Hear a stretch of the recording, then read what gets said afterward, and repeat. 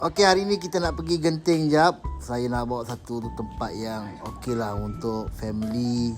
So location dekat Gotong je.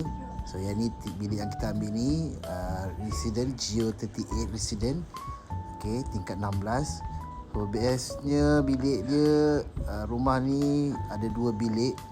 So ini adalah dapur dia, ada petais komplit semualah, ada tempat basuh baju, hall yang besar sesuai untuk family dan juga gathering lah.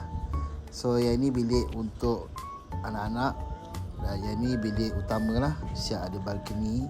So okey juga, luas, toilet pun bersih, ada 2 toilet rumah ni. Ni part yang best, ada balcony, view. Kalau yang ini kita ambil view Gotong, area dekat Gotong je. Korang tengok view je. Alright, so korang boleh try check in dekat sini. Menarik, tertarik dan memang the bomb. Overall aku sangat berpuas hati stay dekat sini.